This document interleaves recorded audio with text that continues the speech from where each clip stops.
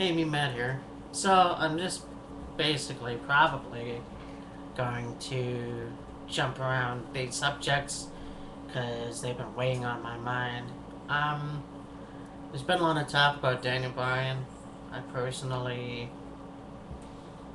well, you know what? It's true what they say though. I think he does deserve a title shot. He did win Money in the Bank, but for some reason, he's not. He's kind of showing off, saying, "Oh, I'm gonna wait till WrestleMania." And there's two problems with that, and what good's that gonna do? And what if he doesn't win the Royal Rumble? And if he chooses a title and somebody else wants it, how is that gonna work? But anyways, enough about that. Um, I've been thinking about doing a video like this for a long time, and I think that there's a lot of reasons why people stop watching wrestling. They just stop because it's irritating. And I don't know if I talked about this before, but the fact is, I am basically getting enough of John Cena, as I think everyone else is. And this past Raw really got under my skin. Here we have a great tag team in The Miz and R-Truth, and John Cena comes in the ring and basically destroys the team. Then walks off.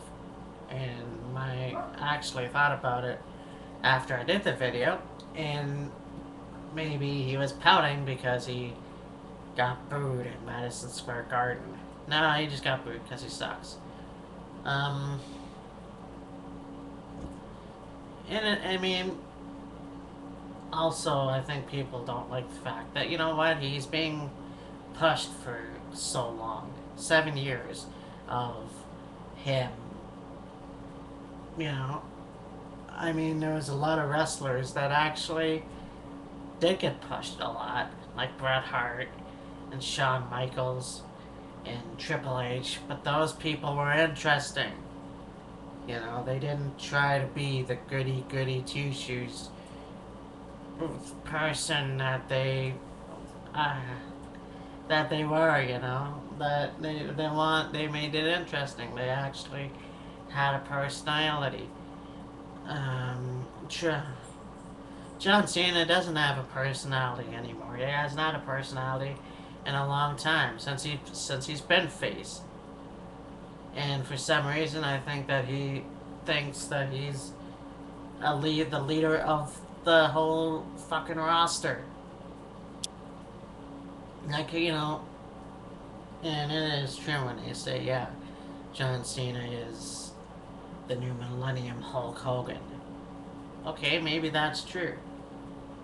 You know, I was a baby in the mid to late '80s, so I don't really know, but I know that Hulk Hogan was a big deal. He did a lot of charity work. He did the training and the vitamins and all this other stuff that happened. John Cena is not doing any charity work right now that I know of, or he's not. He makes it sound like he's the shit, but the problem is he isn't. And he was way back in 2005 when he first won a WWE title and the World Championship belt a couple years later and whatever. But eh, it's really hard for me to explain, and it's also hard for me to understand why Randy Orton is the best, as they say. Because let's face it, he won the world title from Chris Benoit in the 2004 SummerSlam, a title that he should have waited for. But I won't say this though. At least I would figure the reason why Randy Orton got such a big push is because of his dad, Cowboy Bob Orton. But I guess if it were up to me, I would have waited until WrestleMania before I would have put the world title on Randy Orton. But I'm actually kind of glad that it was Batista, Dave Batista. Um, so yeah, there's a lot of, and it pisses me off how much the World Wrestling Entertainment force feeds these two individuals down their throat. Now you're probably gonna say, well, what about Triple H? You know, when I was in high school, Triple H was the shit. At least in the later part of high school, because he started being the world champion without having a match in 2002, and then from then on, he became all about the world title and the WWE title, and you know, he had to have his face plastered on everything just because he's slamming the boss's daughter. But the thing is, Triple H is charismatic. Triple H has a sense of humor, and he doesn't come off as being. I can't think of the word right now, but let me put it to you this way: I didn't need John Cena to be the first person to tell me when that Eddie Guerrero passed away. I think it should have been Vince McMahon. Another reason why John Cena and Randy Orton suck is because, okay, let's start with the Christian angle. Okay, so Edge retires, and Christian says, hey, you know what, I'm gonna win the world title in your honor, or whatever. And so they have the TLC match. Christian wins, and is emotional and celebrates, and then Randy Orton comes out and says, I want a match. I want a match now. So the main event happens, and, you know, Randy Orton gets the belt. And it you know, why would you ever do that? Why would you put the belt on somebody 24 hours after they wrestled in a TLC match, quite possibly one of the most violent matches ever?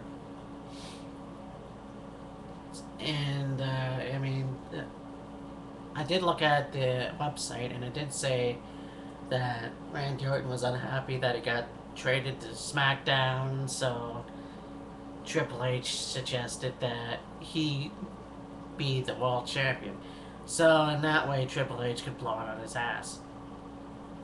Because Christian waited for so long to become the world champion, and it got taken from him. Now granted, he did get the belt back. He turned heel because of it, and that kind of pisses me off because I wouldn't have minded seeing Christian as a face. For at least for a few months anyways. You know, same with John Cena. They had a tournament for the WWE title. Rey Mysterio wins for the first time, holding the WWE title for the first time. And John Cena, well, Triple H calls John Cena out and says that John Cena is going to wrestle for the belt. So then John Cena wins the WWE title, and that lessens Rey Mysterio even more, if that makes any sense. You know, so there's a lot of, you know, why would you ever do, and people don't like John Cena. For some reason, people like Randy Orton, because he does the whole thing with the mat, and then the RKO's people and all that other stuff he did when he was a heel. And people didn't like him then, you know? If John Cena's gonna be booed a lot, why don't you make him heel? That would make the World Wrestling Entertainment a lot interesting. But it seems like all they want to do is keep the belt on those, especially those two individuals. So, I mean, at least right now, we have Randy Orton who doesn't have a title shot. Yeah, actually, I think they're going to make him feud with Wade Barrett. So, yeah, he'll be out of the title spotlight for a while. And I don't know what they're going to do with John Cena.